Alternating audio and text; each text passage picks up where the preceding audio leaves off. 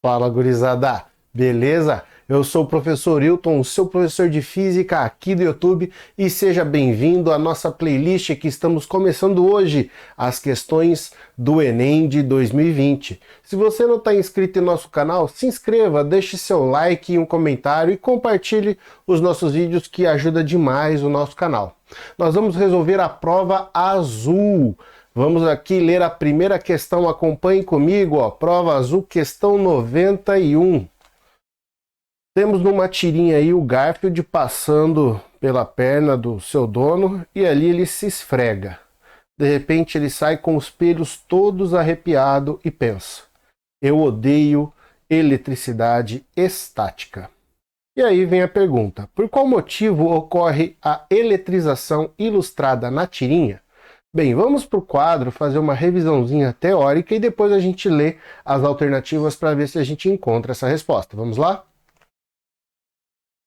Bem, para que a gente entenda com clareza a nossa questão, temos que lembrar dos conceitos da eletrostática. Já fiz aqui, né, um corpo do que a gente precisa saber. Iniciamos a eletrostática conhecendo o átomo. E vocês sabem bem, no átomo nós temos aqui em verde os nêutrons, próton, que eu representei por P+, e elétrons por este E-. E prótons e nêutrons se localizam no núcleo. Na eletrostática, a gente estuda a interação entre estas cargas, principalmente o elétron e o próton, por meio de forças elétricas. E você deve lembrar que essas forças elétricas podem ser de atração ou repulsão, dependendo dos sinais. Importante também saber que o conceito é a eletricidade. A gente vai olhar para o elétron. Ele é o nosso referencial. As forças que a gente tem são simplesmente baseadas nessa ideia do elétron fazendo interação. Por quê? Lá no núcleo, o que mantém o próton e o nêutron bem unidos são as forças nucleares. E para que essas forças nucleares possam fazer com que o nêutron saia dali, é necessário uma fusão ou uma fissão. Então ela é muito mais intensa que a força eletrostática simplesmente de próton com próton ou próton com elétron. Beleza? Então, devido à força elétrica ser de baixa intensidade e o elétron estar na superfície, lá na eletrosfera, e ele tendo essa baixa força, é mais fácil de mexer com ele, é ele que se movimenta. Então devemos lembrar sempre no conceito da eletrostática, que é só o elétron que se move, beleza? Outro conceito que nós temos que lembrar são dos corpos, que podem ser neutros ou eletrizados. Qual é a condição de um corpo ser neutro? É necessário que o número de prótons seja igual ao número de elétrons. Sempre que eu tenho a mesma quantidade de prótons e de elétrons, o meu corpo está neutro. Agora, quando essa quantidade é diferente, ele é dito eletrizado. E para ele estar eletrizado positivamente, é necessário que tenha uma falta de elétrons. Muitos falam ter mais prótons, não é errado, mas dá aquela falsa ideia de que o próton é que pode se mover, e não é. Então a gente tem que usar essa terminologia que é mais adequada para que você lembre do conceito. Então há uma falta de elétrons, ele perdeu muitos elétrons, ficou positivo. Para ficar negativo tem que haver um excesso de elétrons. Tendo o excesso, ele ganhou mais elétrons, ele é negativo. Então os corpos na natureza funcionam dessa forma. Uns têm mais facilidade de perder, outros de ganhar. E para saber a quantidade de carga que um corpo tem, basta fazer aquela equaçãozinha do Qn vezes E, onde o E é aquele valor da carga elementar que cada elétron tem. E o N é esse número de falta ou de excesso. Bem, esse é o conceito básico da eletrostática, que já faz a gente ter uma ideia de interpretação da questão. A gente agora sabe que é movimento de elétrons. Agora, como se dá pela questão? Aí entra o processo da eletrização por atrito.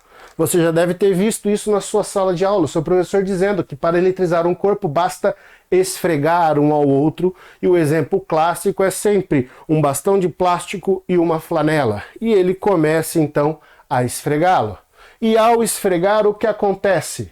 Uma troca de elétrons. Elétrons vão fluir, vão ser trocados por aquele corpo que tem a facilidade de perder com o que tem a facilidade de ganhar.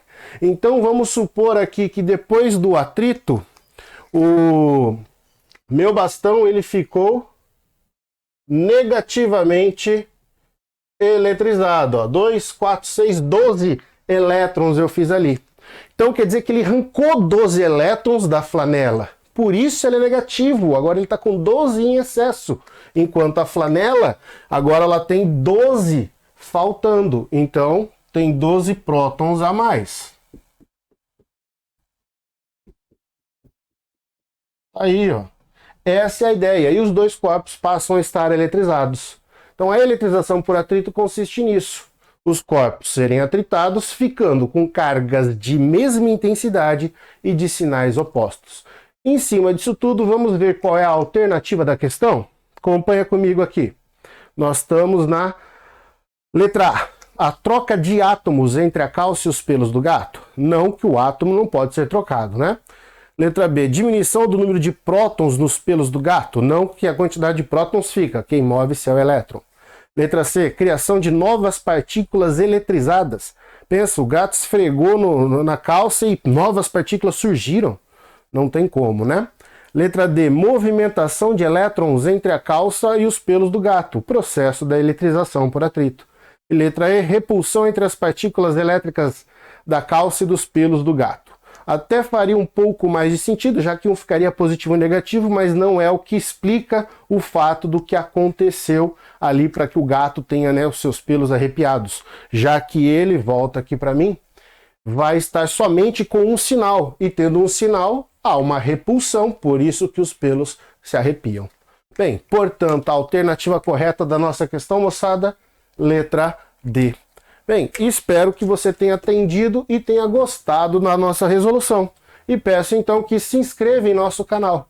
Se você ainda não se inscreveu, não perde tempo, tem muita coisa interessante e legal. Deixe seu like e um comentário para fortalecer o nosso trabalho e compartilhe esse vídeo com aquele seu amigo, todos os seus colegas de sala de aula, já que todos prestarão o Enem. Eu aguardo vocês no nosso próximo encontro e na nossa próxima aula. Um forte abraço e um beijo no cérebro.